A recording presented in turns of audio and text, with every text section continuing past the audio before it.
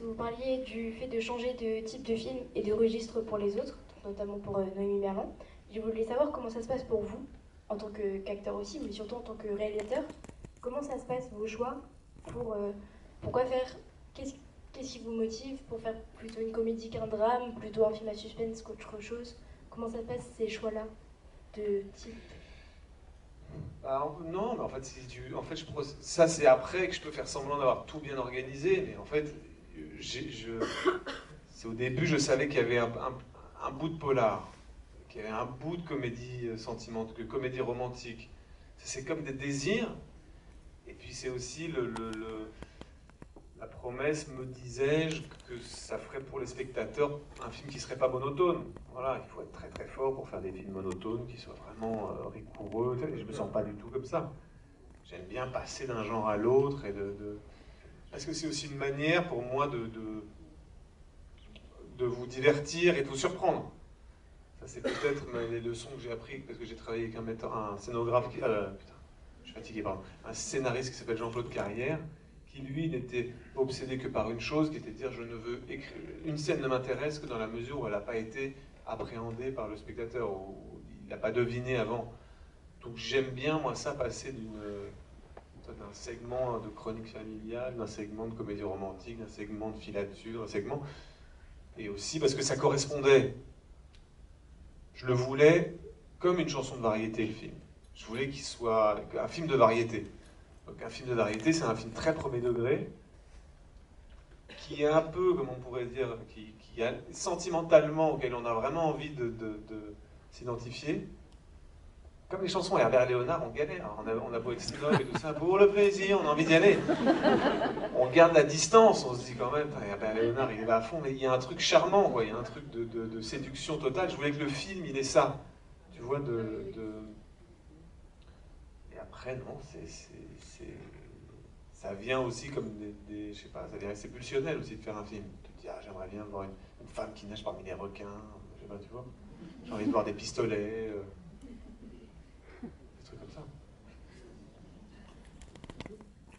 Bonsoir. Et puis, non, ce que j'ai dit, pardon, après j'arrête de parler. Non, si tu veux, il y a un moment où j'avais envie que le film, ça soit un film d'évasion. C'est-à-dire que ça soit pas qu'il y ait quand même une petite aventure extraordinaire. Qu'il soit vraiment comme un film, un film qui fasse évader un peu pendant 1 heure et demie, quoi. Avec l'idée que ça commence dans l'ordinaire. Oui, elle se marie en prison, il n'y a pas non plus de quoi révolutionner l'algèbre. Et puis tout d'un coup, ça s'accélère à la fin. Alors, tu vois, moi, je cherche ça tout le temps. Je mets en place plein de trucs, et à la fin, je dis, ah oui, ils vont vivre tout d'un coup une expérience où ça va aller plus vite. Ils vont avoir des sentiments plus vite, leur cœur va battre plus vite tout d'un coup, au milieu d'un braquage. Oui, donc bonsoir. Merci pour ce film. Ah, ça y est. Ici, je suis. Donc moi, j'ai deux questions qui tournent autour du jeu d'acteur. Bon, la première question, elle est bateau, mais c'est vrai qu'elle m'interpelle toujours d'être à la fois acteur et réalisateur.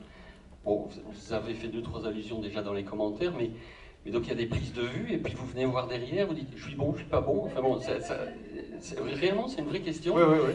Et dans le film aussi, il y a donc la mère qui est prof de théâtre dans la prison, et puis c'est, j'oublie son prénom, Rochdy.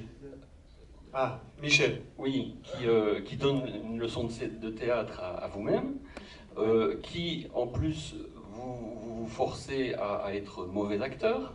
Donc est-ce que c'est une coquetterie ou au contraire est-ce que faire le mauvais acteur c'est ce qu'il y a de plus difficile? Voilà, enfin. D'accord. Le premier truc, attendez, c'était... C'est peut-être à la fois réalisateur. Alors c'est pratique par contre parce qu'il n'y a qu'une personne, donc on peut poser la question. On n'est pas obligé de se dire, tiens, est-ce que je pose une question à l'acteur, au réalisateur ou aux deux, etc. Ah oui. Non, mais parce qu'en fait, moi, il y a quelqu'un qui s'appelle Agnès Sergent qui est script, en fait, avec qui j'ai déjà travaillé plusieurs fois. Donc, moi, pour les autres acteurs, je me fais confiance à moi, je lui demande, elle demande ce qu'elle en pense. Même quand elle n'aime pas, je dis non, c'est moi qui décide, c'est moi, je l'aime, je sais qu'il est meilleur. Il est très bon là. Et quand il s'agit de moi, par contre, j'ai plus la main. Donc, c'est Anaïs Sergent, la script, qui a la main. Elle devient la chef, le temps des prises, enfin, la chef, je sais pas, ça, je dis ça pour rigoler. Et aussi le chef opérateur. Et donc, quand je finis une prise, je vais la voir.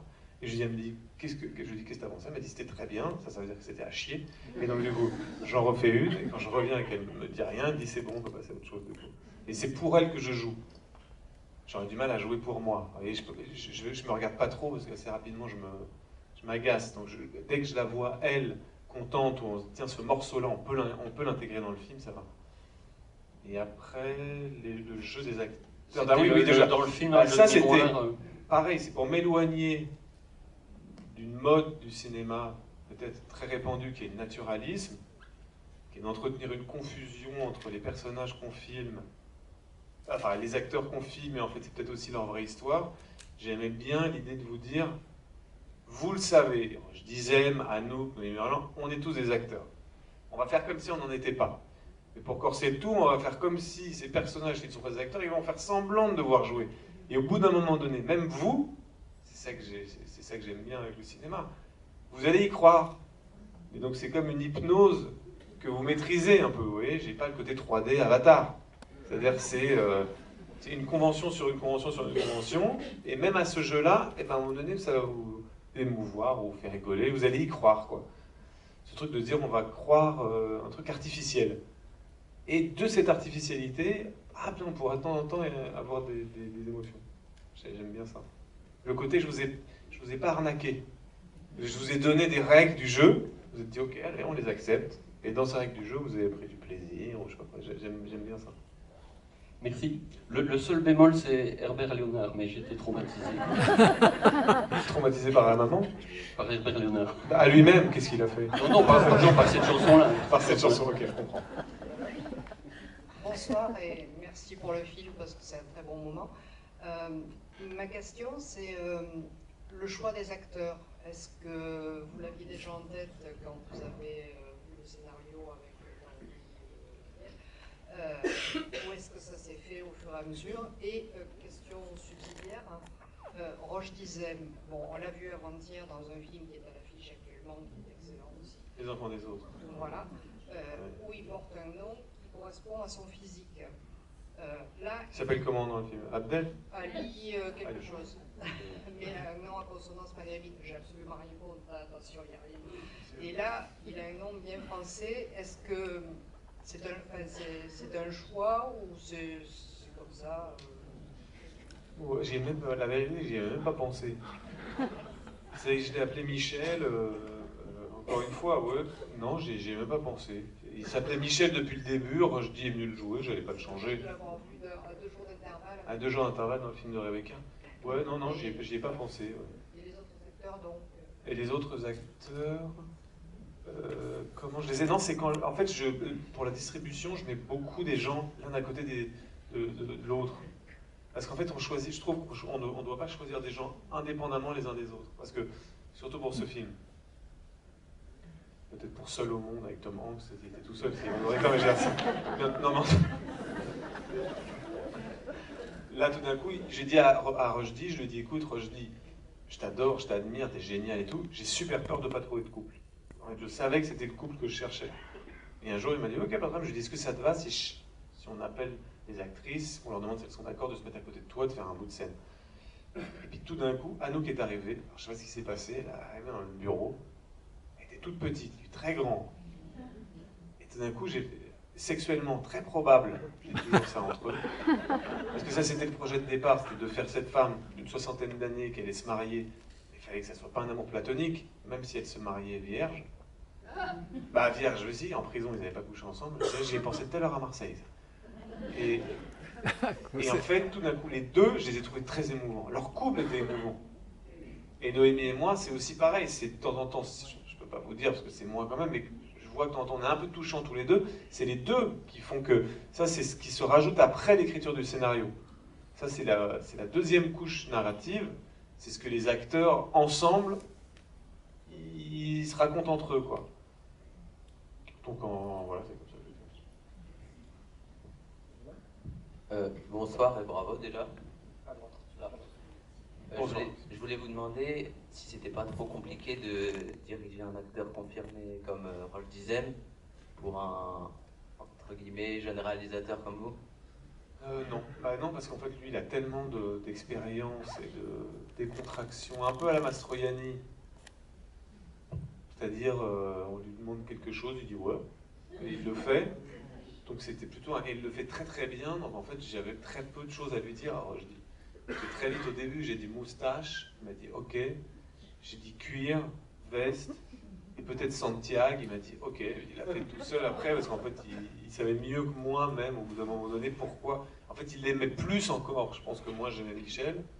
Quand un acteur, c'est pour ça qu'au moment donné où j'écrivais avec Tanguy, je disais et avec Naïla, les personnages doivent exister en dehors des acteurs.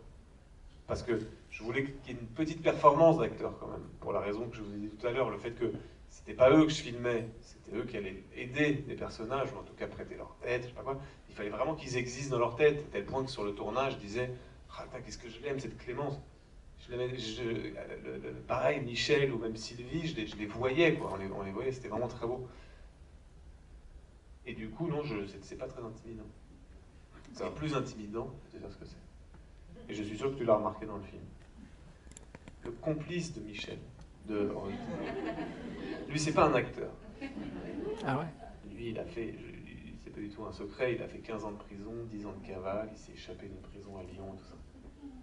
Et en fait, je l'avais vu au début avec Tanguy, parce qu'on cherchait des conseillers techniques sur des histoires de braquage et tout ça. Mais c'est vrai, je lui ai demandé comment ça se passe, les règles à l'intérieur du milieu, qu'est-ce qu'il pense aujourd'hui de comment le milieu a évolué, tout ça, bref. Et à un moment donné, je me suis dit, c'est lui l'acteur. C'est lui l'acteur qui va jouer le complice de Michel. Il est tellement charismatique. Et en plus, devant moi, il joue tellement des rôles. Il joue 15 rôles parce qu'il s'attend à ce que j'attende de lui. Même à table, comme ça, c'est un mec qui a fait vraiment des gros coups, quoi. Il joue des rôles. Donc je lui ai demandé gentiment s'il voulait jouer dans le film. Ça a été une odyssée. Ça mettrait une heure pour raconter avant qu'il accepte. Et donc après sur le tournage, ça c'est plus difficile, parce que comme il est amateur, la théorie c'est que les acteurs amateurs, tendance ils jouent, c'est vraiment très maladroit. Et en vrai ça va pas, ça se marie pas avec les acteurs professionnels. Et puis tout d'un coup ils font une prise, et là ils atteignent, et là c'est l'expressivité de Michel Simon, quoi. Vous avez bien vu, quand il dit même le chien il est accru, tout d'un coup on est là genre incroyable. Et pourtant, la réplique, elle est écrite. Donc c'était difficile avec lui de trouver, et surtout pour cette scène-là, où elle durait 7-8 minutes, il y avait Rochdy, il y avait Noémie, il y avait moi, et il y avait lui, il y avait le chien en plus qui était là. Elle était difficile la scène, elle était écrite, elle n'était pas improvisée trop. Et donc elle était très structurée, je lui demande de répéter pour dire c'est à ce moment-là que tu dis ta réplique. Si tu dis ta réplique avant, tu vas flinguer Rochdy, donc il faut qu'on soit coordonnés. Et à un moment donné, à une prise, ça durait tellement longtemps que là je l'ai vu, il est monté vraiment très haut. Et la fin de la prise, elle est montée, sauf que là j'ai vraiment eu peur. Parce que tout d'un coup je me suis dit, il a oublié qu'on est en train de tourner un film. Il m'a pris par le col. Et il m'a dit, tu lui dis, si tu m'as trompé, salope. Et tout d'un coup, vous avez bien vu comment je rigole de manière un peu lâche. Parce que là, il n'y avait plus de film.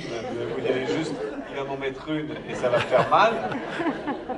Et donc ça, c'était plus délicat d'être avec au milieu d'acteurs professionnels, d'avoir un acteur qui a un rôle très précis dans le film, quoi, qui doit être là, tout ça, qui en plus va finir traître. Donc je savais que je ne pouvais pas le couper, donc il fallait... Ça, c'est plus difficile. Mais moi, je dis, c'est genre... c'est Xavier Beauvois, que je connais très bien. C'est lui, mec, qui m'a dit, mais c'est un Stradivarius. Moi, je dis, appelle-le tout de suite. C'est assez joli, cette idée de Stradivarius. Et c'est vrai. Merci. Vous vous l'êtes tous dit, non, quand il me prend par le col et que je fais hey! Comme ça, non? Vous êtes dit, tiens, il sort un peu de son personnage, là, non? Et c'est un peu typique, c'est marrant. Bonsoir. Alors moi j'ai une question sur le titre. Est-ce que c'est bien sûr un clin d'œil à la comédie italienne, le titre?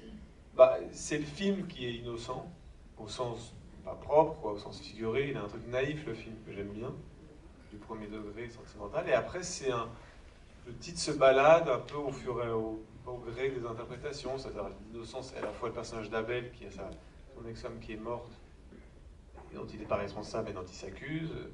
Michel, il est innocent d'une certaine manière parce qu'il commet un crime, mais bon, les raisons sont nobles, ça va, c'est par amour, c'est pour faire plaisir à une femme. Donc, ouais, je m'amuse avec les histoires de titres. Et puis, il y a un truc d'appel au crime, innocence. Je sais pas, c'était pas mal pour un film qui est aussi un petit bout de polar. Quoi? Il a pensé votre maman. Ah! En vrai, ma mère, le film il a été projeté à Cannes lors de la soirée anniversaire du festival. Et en fait, moi j'avais dit ok, soirée au festival. Moi je pensais à la salle, surtout que c'est la salle Lumière, il y a 2000 personnes, c'est énorme. Moi j'étais déjà allé comme. J'avais jamais eu un film que j'ai mis en scène dans cette grande salle. Moi j'ai dit ok, avec plaisir, ça me foutait le trac. Puis j'avais mal saisi en fait le terme du mot anniversaire. Parce que tout d'un coup Thierry Frémaux s'est levé avec une page blanche, et il a commencé à appeler sur scène plein de gens, genre David Cronenberg, le frère Dardenne, Claude Lelouch, tous les gens qui avaient eu des palmes, et on y va, des acteurs américains, Guillermo del Toro, tout ça. Tout le monde sur la scène, et on était, je sais pas, ils étaient 100.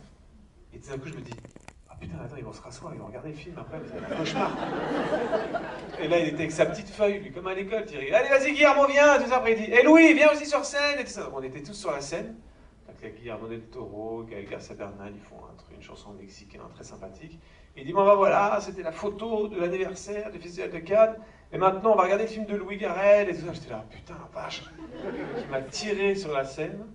Il m'a donné le micro. Allez, dis-nous un petit mot avant ta projection, allez. Donc, je sais plus ce que j'ai bredouillé.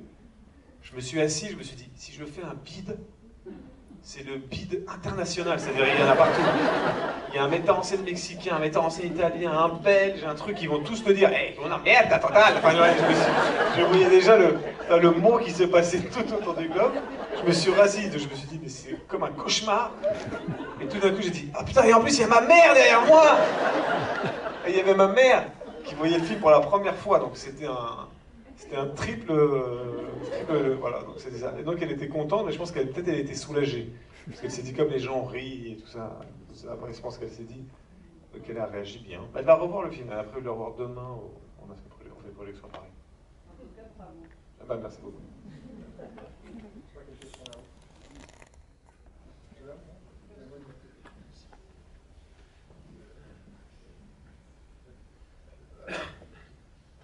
Bonsoir Louis, merci pour le film. Comme on l'a beaucoup évoqué ce soir, il y a beaucoup d'allusions à beaucoup de gens. La comédie italienne avec certains caractères. Je pense peut-être la boutique de fleurs qui évoque Denis. Et je voulais savoir si à un moment, tout le monde avait oublié ces allusions à ces époques du cinéma, et c'est ce qui aurait fait la fraîcheur du film. Ah oui, j'en parlais pas du tout. Ça, quand je parlais par exemple, les acteurs, je leur en parlais pas du tout, d'influence, de la boutique, qui pourrait effectivement, tu as raison, elle est déréalisée un peu, la boutique. Jacques Demy, il a l'habitude de déréaliser, de rendre tout comme dans un conte. Et ça, j'en parlais que avec mon équipe, quand on préparait. Mais quand on tourne, on ne parle plus du tout. C'est pas comme si on disait, bon, alors cette scène-là, allez, comme dans un film Pas du tout, pas du tout. Non, on est complètement branché sur l'histoire et branché sur le sens qu'on est en train de raconter. Ah ouais, sinon on pourrait pas, t'as raison. Je comprends ta question, c'est des trucs de fétichistes. Vous voyez, c'est très bizarre, même le truc de Jacques Demy, c'est étrange, parce que c'est pour ça qu'on ne maîtrise pas toujours nos... En fait, dans un film des frères Safdie qui s'appelle Uncut James, que j'adore, que je vous conseille de voir si vous ne l'avez pas vu, sur Netflix, malheureusement c'est comme ça. Enfin, pas malheureusement, mais il n'a pas été dans les salles quoi, avant. Et du coup, il y a Adam Sandler qui joue un type qui vend des bijoux et qui est surendetté, qui ne fait que emprunter pour se réendetter. C'est très très drôle et en même temps très tragique. Il a sa femme, son ex-femme. C'est un film auquel je pensais beaucoup pendant tout le tournage, qui se passe à New York avec un feuge joaillier. Je ne voyais pas très bien comment mettre ça dans le film. Tu vois. Il y avait juste une couleur dans le magasin de bijoux, des roses. Rose pâle. Et quand j'ai dit à Jean Rabas, qui est mon décorateur, qui est un grand décorateur, je lui ai montré, je lui ai dit, tu vois qu'on fasse ce rose-là pour le magasin de fleurs? Il a dit, ouais, si tu veux, on essaye. En fait, quand on l'a fait et qu'on a rajouté les fleurs, j'ai dit, putain, c'est Jacques Demy, carrément. Donc, si tu veux, je suis passé de New York, downtown, avec les frères Safdie, à Jacques Demy, à Lyon. Donc, c'est des hasards, en fait, un peu. Les citations qu'on fait, de temps en temps, elles se transforment au fur et à mesure de la mise en pratique. Mais là où tu as raison, c'est que je parle pas du tout de ça avec les acteurs. Jamais. Justement, le seul truc que j'ai... Enfin non, c'est avec les acteurs, avec les équipes de cascadeurs.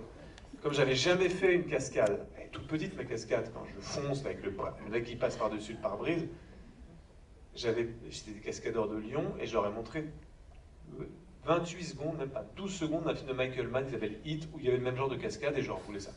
En fait, ils m'ont dit, mais on a un problème, Louis, parce que ta cascade dans Hit, ils ont un fil, une grure, ils ont plus de moyens que toi t'as rien. Et donc, donc c'est le seul truc où j'ai vraiment montré un extrait de film, c'est celui-là, parce que j'ai copié la grammaire de l'accident, mais sans les moyens de tournage. Et en fait, c'était bien.